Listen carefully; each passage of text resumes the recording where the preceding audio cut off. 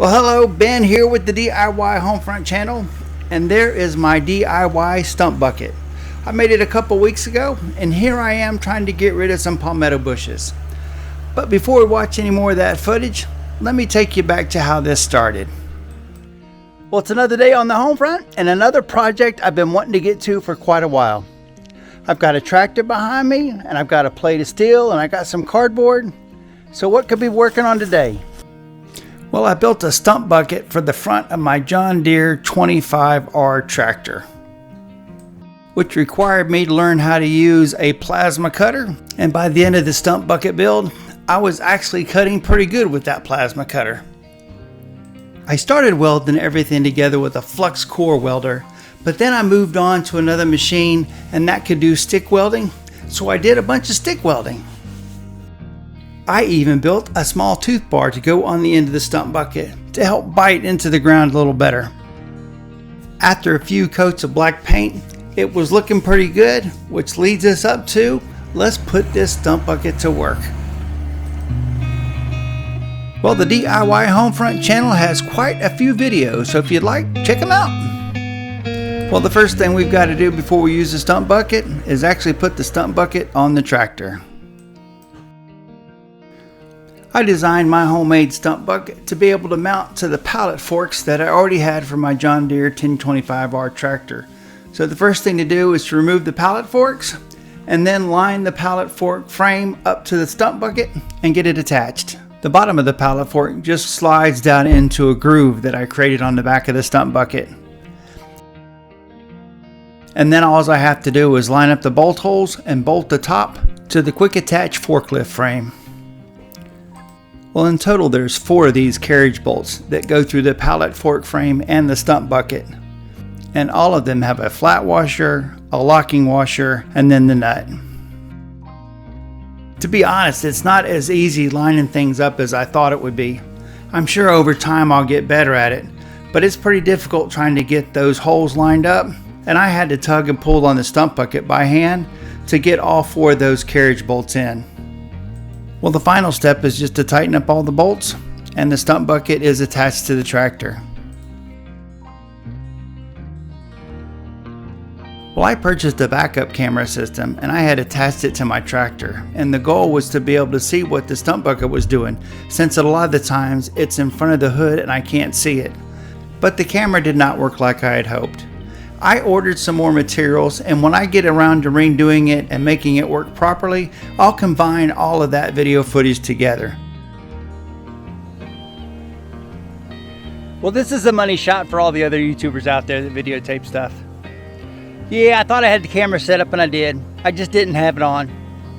But I'll get this cleaned up and we'll go tackle something else.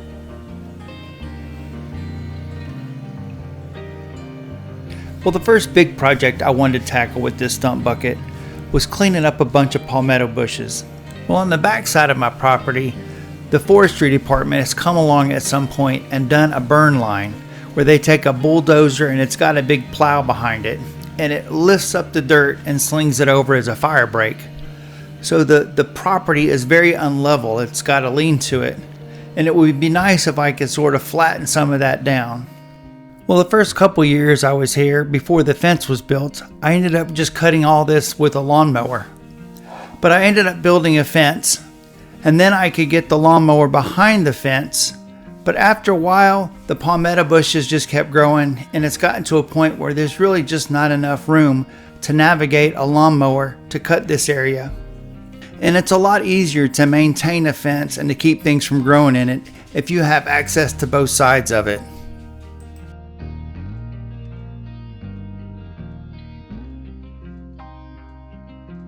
Well, I guess that's enough of the backstory. I just want to let you know why I was getting rid of the palmetto bushes and explain why the ground is unlevel. And you can see every time I back up, the tractor sort of leans to one side. Palmetto bushes really are hard to dig up, especially if you're using a shovel. I'm really glad that I've got that little tooth bar on the end of it. It's allowing me to sort of get in there and gnaw at the roots. I'm sure larger tractors would be different, but this is the entry-level subcompact tractor, and I wasn't sure how long I should make the stump bucket, but I'm glad it's only as long as it is. It's probably just over 24 inches because the tractor's having a difficult time lifting the end of the bucket up and raising the bucket up. I don't know if I would consider this a negative aspect of using a stump bucket. It's just the nature of the beast, so to speak. But the stump bucket is bolted to the center of this pallet fork frame, and you have something on the left or the right of the stump bucket. The pallet fork frame itself can get in the way. And that's why I'm digging where I'm at right now. I can't reach the palmetto bush that I'm trying to dig up because there's this 2-inch tree that's off to the left-hand side of the stump bucket. So I'm going to end up having to dig this small tree up, which is really a pretty good test of what it's like on something that's not a palmetto bush. And to my surprise, it actually came out of the ground fairly quick and probably easier than some of these palmetto bushes I'm trying to dig up. Once I got underneath it, I just pushed it right out of the way. So it definitely works well on 2-inch trees, and although it may not be the fastest method, I'm not sure if I was using the backhoe if it wouldn't take a little bit of time too to do the same things. This is that large palmetto bush I was trying to get to that the tree was keeping me from accessing. But it digs it up without a problem. Well, I don't know if you've ever dug up palmetto bushes by hand. It is a chore. And that is a lot better. May not be a backhoe, but it's working pretty good as a stump bucket or a palmetto bucket. Well, if you're curious what all was involved with me making my stump bucket, I've got a video of it, and I'll leave a link to it at the very end. And if you're curious about my tractor videos, I've got all those under one playlist, easy to get to. Well, the 1 Series tractors don't have a ton of power, and it was the small stump bucket. But what I did in 30 minutes probably would have taken me all day if I had been using a shovel. And that's the difference between having this stump bucket and not. Well, I had to take a few minutes and rake everything out and get all the dirt pushed into the holes and actually go through the stuff and pull out the rest of the roots from the dirt. And this might be one of those places where a bolt-on stump bucket may not be the best, because if I could just quick disconnect it and put on a bucket, maybe things would go quicker. But where I'm working at right now, there's not even enough room to turn around, so I don't really have much options, even if I could put a bucket on the front, to do it. Well, if you're watching my channel, I have a favor to ask. If you like my videos, please give them a like. Even if you're not going to subscribe, you can always give them a like. And that should help me generate a lot more interest and a lot more visibility, and maybe YouTube will send this to a few other people too.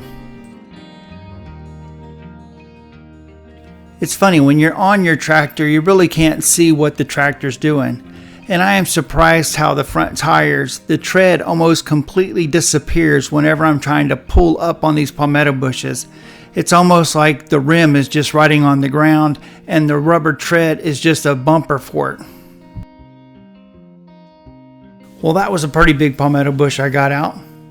But what is surprising about these palmetto bushes, even like this one, it doesn't look like there's much of a plant there. But once you start getting down and trying to get the roots out, you realize that there's a lot more going on underground that you can't see, as opposed to the palmetto bushes that are above ground.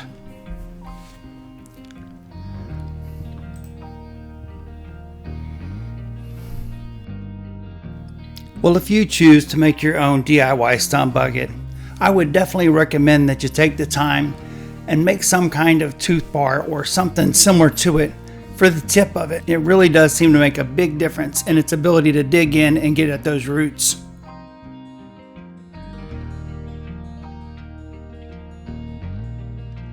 It seems like the stump bucket becomes most effective when you can get underneath it and lift up.